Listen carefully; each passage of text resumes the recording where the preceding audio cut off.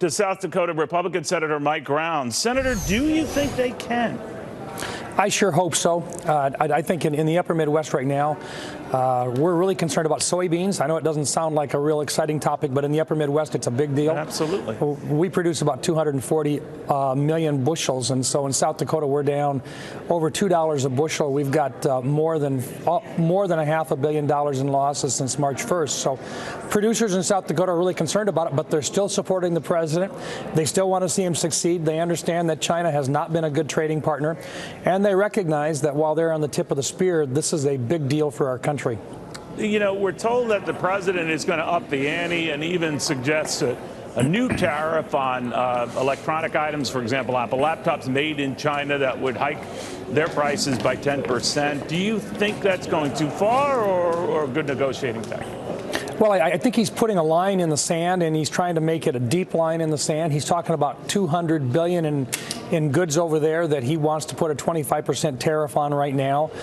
He's still saying that, but that's the mark of a negotiator at this stage of the game. You don't Hopefully, think he's when they just get face to face, just doing it by, you know, whatever occurs to him? So far, that hasn't been the case. Each time he said he's going to do it, he's done it. And so the only reason why I ask, Senator, is that when you bounce it off his economic team, a lot of times they're caught off guard. So whatever he's doing solo.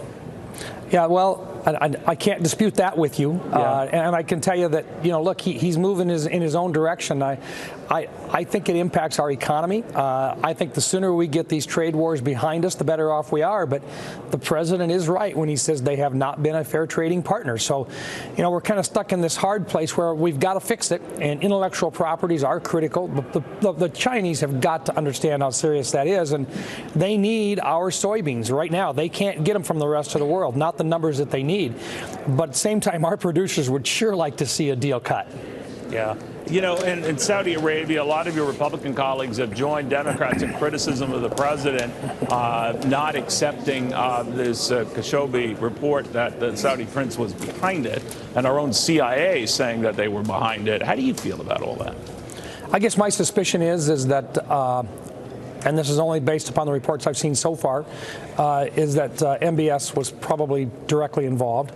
I can't prove it, but that's my suspicion. I've met with him. I think he's one of these guys who's really trying to figure out his way in the world, and he's trying to decide whether the United States is really the ally that he wants, or whether he needs to play free and loose between Russia and the United States and play us against one another. But is any amount of money really worth it if this guy is just a murderous thug?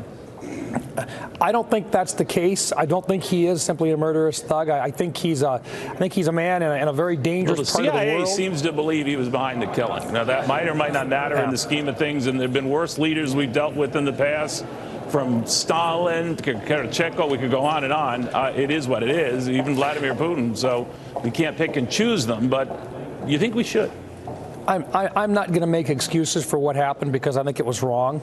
The real question is how do we get past this, send a powerful message that it's wrong and it should not have happened and that there's a penalty to be paid. But at the same time, they are an ally in the Middle East. There's not going to be a penalty.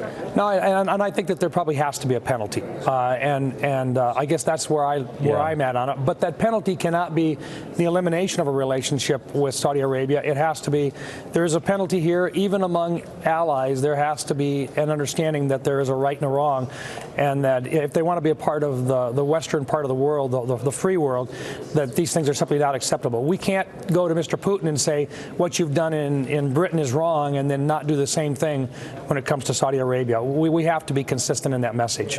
You know, Senator, we're waiting for Sarah Sanders to take questions from reporters. This is the first White House briefing we've had, I think, since October 29th. Of course, the whole dust-up with Jim Acosta, CNN, and his press credentials revoked and then re-invoked by a judge, said you can't do that.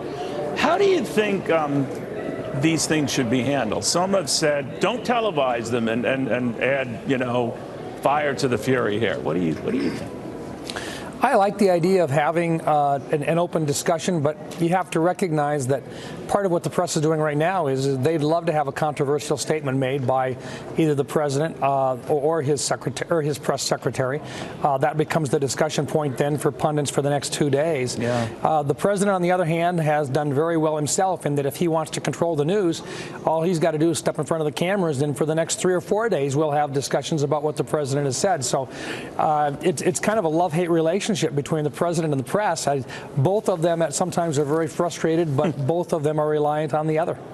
Do you think right now with the president, the way he has was surprised or taken off guard by GM's decision to let go of 15,000 workers and blame it on trade? Apparently he wasn't pleased with Mayor Barrett saying that or blaming it all on trade. What did you think of it?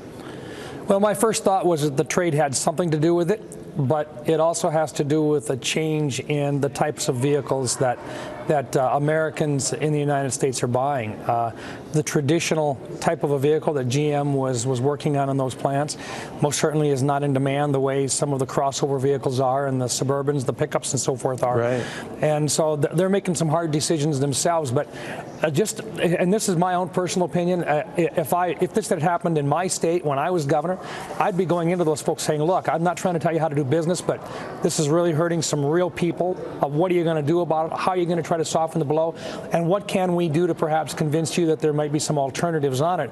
But I'd try both publicly, saying, just as the president said, I'm not happy with what you're doing, but behind the scenes, I'd be saying, how can we make this thing work for people that really are getting hurt? And what about the next steps? And you don't want to simply shut down production. You may want to create additional production.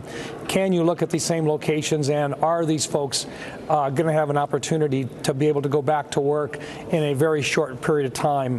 What's your plan? And I'd be pushing really hard that there is a human element involved, and that these organizations have to respect that.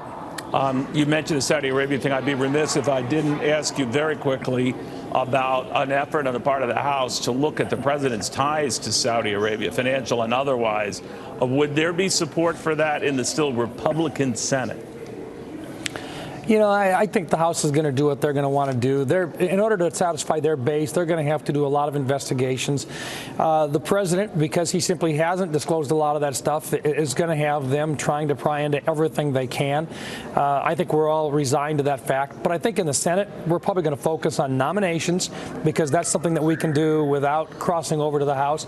And I really think we've got to be working hard on the appropriations process with them and find some middle ground. And I think infrastructure is an area that we might be able to find some common ground with the House, the new House leadership on. So I'm not totally saying that there's going to be nothing done, but I think the House is going to be focused on one investigation after another for an extended period of time, and it's going to take more of their efforts than probably leadership would like it to take. But in order to satisfy their base, I'm afraid we're in for a lot more discussions and a lot more investigations.